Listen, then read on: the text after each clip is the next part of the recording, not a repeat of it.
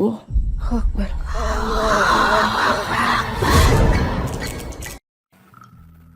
Assalamualaikum warahmatullahi wabarakatuh. Selamat datang kembali di channel cerita horor dan history. Kisah ini dialami oleh satu keluarga yang bertahun-tahun mengalami penderitaan yang luar biasa akibat terkena serangan santet yang sangat mematikan. Pelan-pelan dengan menggerogoti tubuh orang yang terkena serangan santet tersebut. Santet yang begitu jahat dan membuat penderitaan yang sangat pedih. Sore itu Ratmi, gadis manis berambut panjang itu, baru saja selesai memasak untuk suaminya dan seisi keluarganya. Makanan pun siap dihidangkan di atas meja. Saat itu Ratmi dan Bagas sedang sendirian di rumah, karena ayah dan ibunya lagi berkunjung ke rumah kakeknya. Ratmi dan Bagas adalah pasangan muda yang baru saja menikah 3 bulan yang lalu. Masih pengantin baru, masa di mana mereka lagi bahagia bersama. Apa-apa selalu mereka kerjakan bersama. Hari-hari yang begitu bahagia yang dirasakan oleh mereka berdua kala itu, sebelum kejadian yang memilukan dan mengenaskan terjadi.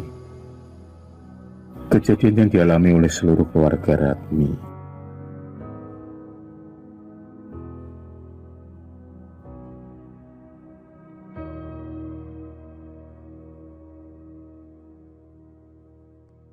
Kejadian yang mengenaskan dan memilukan itu terjadi pada suatu pagi saat Ratmi baru bangun dari tidurnya. Saat itu Ratmi tengah terbangun dari tidurnya. Ia merasakan ada sesuatu yang aneh yang ia rasakan pada tubuhnya. Tubuhnya terasa pegal-pegal dan kesemutan, terasa agak panas sedikit, dan di sekujur tubuh Ratmi terdapat seperti luka memar yang membiru. Ratmi kemudian bergegas turun dari tempat tidurnya, dan segera ia ke dapur untuk segera memasak dan menyiapkan sarapan pagi itu. Setelah memasak selesai, Ratmi kemudian bergegas menuju ke kamar mandi, dan ia segera mandi seperti biasanya. Air pagi yang begitu segar terjun bebas mengguyur tubuh Ratmi yang padat itu. Ratmi adalah kembang desa di desanya. Meskipun ia dari keluarga yang tidak terlalu kaya, tapi bisa dikatakan keluarganya berkecukupan. Banyak sekali pemuda yang rela berebutan mendambakan Ratmi untuk menjadi istri mereka. Tapi pilihan Ratmi jatuh pada Bagus yang sudah 6 bulan berpacaran dengannya. Waktu yang termasuk singkat dalam masa pengenalan mereka berdua.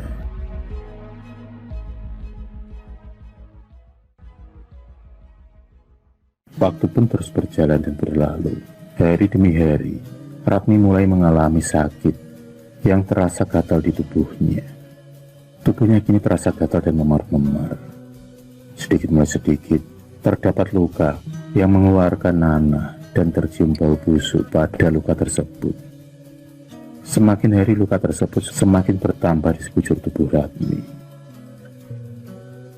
Sudah beberapa kali Ratmi dibawa ke pengobatan medis maupun non-medis, namun masih saja tidak kunjung sembuh. Malah kini ayah dan ibu Ratmi juga mengalami sakit yang sama. Hingga ayahnya juga tak bisa berjalan, malah berbaring di tempat tidur. Beruntung, ibu Ratmi, Bu Narsih, biarpun sakit tapi masih bisa beraktivitas seperti biasanya. Bu Ratmi selalu menyiapkan makan dan segalanya untuk Ratmi dan ayah dan suaminya.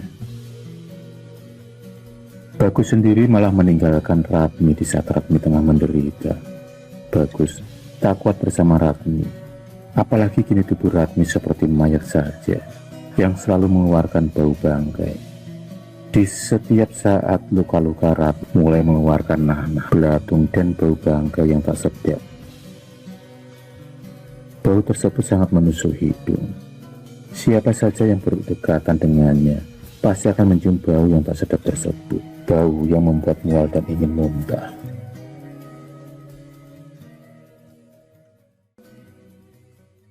Sungguh tega Bagus yang malah meninggalkan Ratmi di saat-saat menderita seperti itu. Ratmi pun hanya bisa menangis dan meratapi hidupnya kini. Linangan air matanya selalu jatuh bercucuran di pipinya. Dalam hati, Ratmi pun berharap agar penyakitnya segera sembuh. Tak lupa dia selalu berdoa tanpa henti. Sungguh, cobaan yang sangat berat dalam hidupnya kini.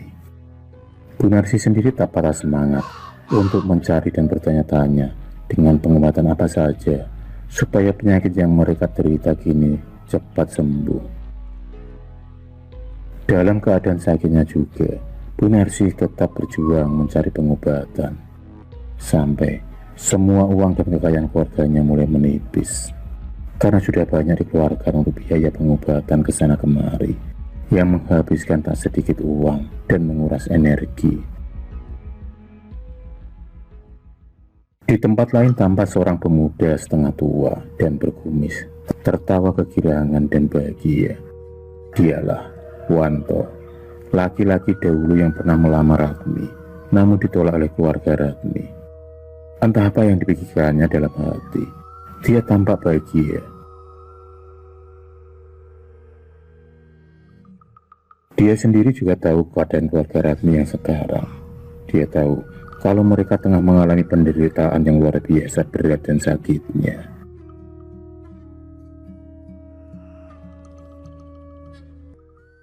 Rupanya Wantolah pokok asal muasal penderitaan Ratmi dan keluarganya. Ternyata Wanto memiliki dendam pada keluarga Ratmi yang telah menolak lamarannya. Ia pun sakit hati dan bertekad akan membalas sakitnya kepada keluarga Ratmi. Lewat seorang dukun santet itulah Wanto membalas semua sakit hatinya.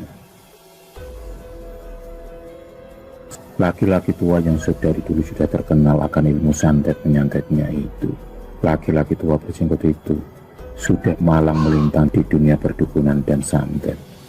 Ilmu hitamnya itu ia peroleh dari berburu ke sana kemari dan bertapa di dalam hutan. Namun rupanya ilmu hitamnya juga menguasai otak dan pikirannya. Dan dia sendiri banyak ditakuti oleh dukun-dukun lain yang jika bersaing dengannya pasti kalah. Ilmu santet yang dipelajarinya rata-rata ganas dan kejam. Siapa saja yang terkena serangan tersebut akan sulit disembuhkan. Pada suatu malam, Bu Narsi bermimpi bertemu dengan seorang kakek tua berjubah putih dan bersamanya seorang pemuda yang gagah, ganteng, dan berperawakan tegap. Mimpi yang sama terjadi berulang kali hingga 5 hari. Mimpi masih sama seperti mimpi-mimpi yang terdahulu. Setelah adanya mimpi-mimpi tersebut, Bu Narsi pun kini bingung dan berpikir apa maksud dari mimpi tersebut. Bu Narsi pun kemudian mengutarakan dan menceritakan mimpinya kepada Pak Damar, tetangga sebelahnya yang selalu baik dan selalu mensupport keluarga Bu Narsi. Keluarga Pak Damar tak pernah menghindar dari keluarga Pak Bu Narsi. Malah mereka selalu membantu dalam segala hal. Setelah mendengar cerita dari Bu Narsi, Pak Damar tiba-tiba teringat dengan seorang alim yang dulu dia pernah bertemu saat Pak Damar sedang berkunjung ke rumah kakaknya. Di sana ia pernah bertemu orang alim tersebut saat diajak kakaknya sowan ke rumah orang alim tersebut. Dan Pak Damar seperti merasa kalau ciri-ciri yang disebutkan oleh Bu Narsi itu sama persis dengan ciri-ciri orang alim yang pernah ia temui saat bersama kakaknya.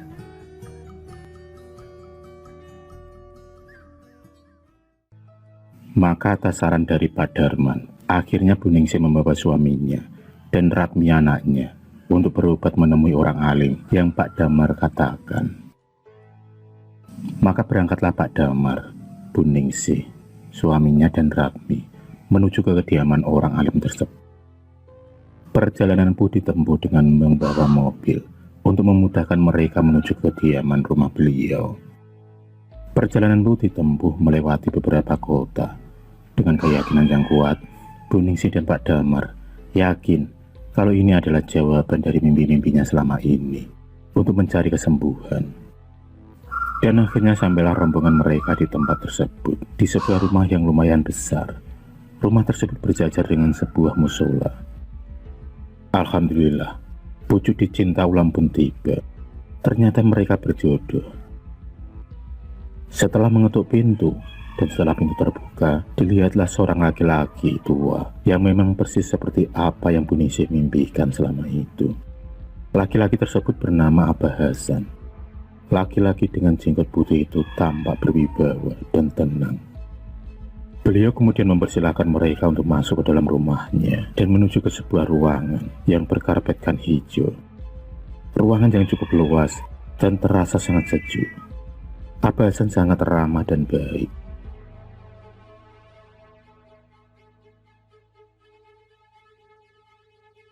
Pak Damar segera mengatakan maksud dan tujuannya mereka ke rumah Abah Hasan.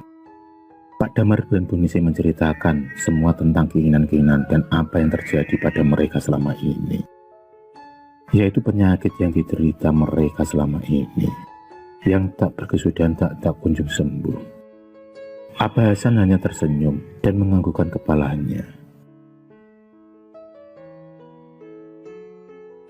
Rupanya Abah Hasan adalah seorang guru ngaji dan juga terkenal di daerahnya, memiliki kelebihan mempunyai ilmu spiritual yang tinggi dan sering mengobati orang-orang dengan berbagai macam penyakit yang dialami oleh mereka.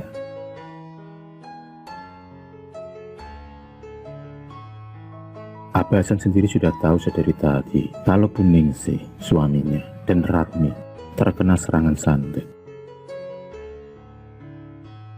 Abah Hasan kemudian memanggil seorang santrinya, dan datanglah seorang pemuda yang ganteng dan gagah berambut panjang. Abah Hasan kemudian segera memanjatkan doa, dan dibantu oleh santrinya itu berusaha untuk mengobati penyakit yang tengah diderita oleh Bu Ningsih, suaminya, dan anak perempuannya itu. Tanpa Abah Hasan memejamkan mata dan terus berdoa, sementara santrinya memberikan ruqyah, mentransfer energi yang diarahkan kepada mereka bertiga.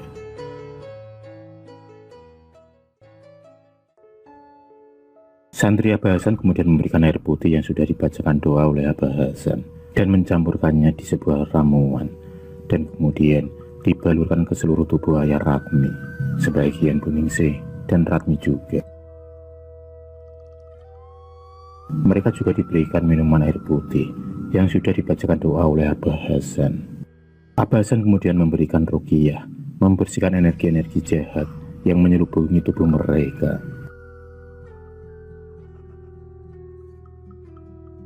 Tampak terlihat asap hitam tipis yang keluar dari tubuh mereka bertiga. Asap-asap itu kemudian terbang berambulan menghilang. Abah Hasan kemudian berpesan kepada mereka agar selalu berdoa dan jangan meninggalkan sholat. Tak lupa Abah Hasan memberikan beberapa botol air minum untuk diminum dan juga sedikit dicampurkan pada ramuan yang telah disediakan oleh Abah Hasan. Abah Hasan juga mengatakan beliau akan membantu mereka dari jarak jauh untuk menghilangkan dan menyembuhkan penyakitnya sampai tuntas.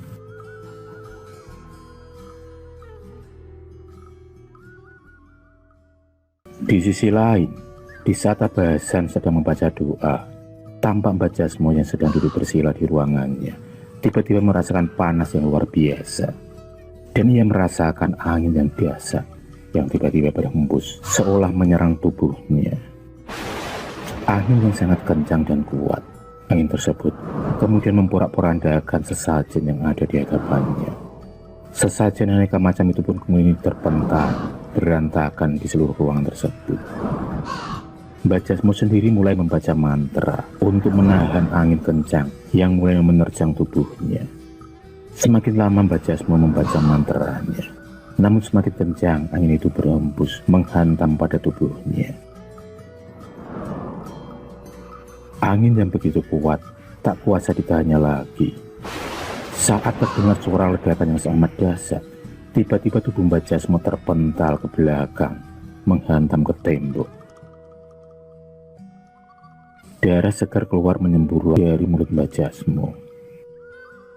Mbah Jasmo sendiri merasakan tubuhnya yang seperti remuk redem, seperti terhantam hantaman tangan yang sangat besar, menghempaskan tubuhnya.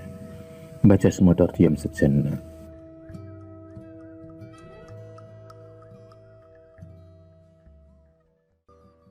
Setelah mendapatkan ruqyah dan pengobatan dari Abah Hasan, Buningsih, suaminya dan Ratmi kembali pulang bersama Pak Damar. Dalam perjalanan mereka pun mengucap syukur sudah dipertemukan dengan Abah Hasan. Ratmi sangat begitu lega dan bahagia hari itu. Di sepanjang jalan ia tak lupa bersyukur kepada Allah Subhanahu wa Ta'ala. Dengan izinnya, mereka hari ini dipertemukan dengan Abah Hasan yang bersedia mengobati penyakit mereka. Hari-hari pun berganti, dan kini penyakit Ratmi sekeluarga mulai sembuh, biarpun belum sempurna. Wanto yang melihat hal itu kembali naik darah. Ia tak terima kalau keluarga Ratmi sembuh dari penyakit kiriman santet Mbah Jasmo. Ia ingin sekali keluarga itu mati saja. Wanto kemudian bergegas menuju ke rumah Mbah Jasmo. Dan sesampainya di sana, dia pun disambut oleh Mbah Jasmo. Dia kemudian langsung berada di ruangan Mbah Jasmo. Wanto kemudian meminta kepada Mbah Jasmo untuk mengirimkan santet lagi ke keluarga Ratmi. Dan Mbah Jasmo pun menyetujui keinginan dari Wanto dengan syarat kalau ada apa-apa Wanto harus bersedia menanggung balanya. Wanto sendiri menyetujui hal itu. Dan ia harus membayar mahal lagi kepada Mbah Jasmo sebagai upah pengiriman santet lagi. Mbah Jasmo kemudian segera menyiapkan sesajen dan ubur rambai. Dan kemudian Mbah Jasmo pun memejamkan kedua matanya dan segera membaca mantra. Murid Mbah Jasmo komat kami membacakan mantra untuk mengirimkan santet lagi ke keluarga Ratmi.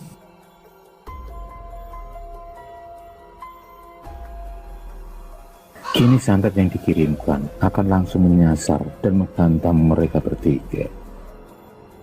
Ternyata Abah Hasan telah membentengi dan memagari Ratmi sekeluarga dengan raja penolak bala untuk menghindari serangan santet lagi dan sebagainya. Serangan santet Mbah Jasmo pun dilancarkan menuju ke rumah Ratmi. Sesampainya di sana, santet kiriman Mbah Jasmo pun terpental dan berbalik arah menuju ke rumah Mbah Jasmo dengan melesat sangat cepat. Tiba-tiba ada angin kencang yang sangat dahsyat masuk ke ruangan Mbah Jasmo. Tiba-tiba ada kekuatan yang sangat dahsyat menghantam tubuh Wanto. Dan Wanto pun terpental memuntahkan darah dari mulut, hidung, mata dan telinganya. Wanto yang terpental segera roboh dan ia pun mati seketika dengan luka terbakar. Rupanya santet Mbah Jasmo yang berbalik itu malah mengenai Wanto yang saat itu tengah berdiri di hadapan Mbah Jasmo. Wanto pun meninggal terkena santet yang berbalik.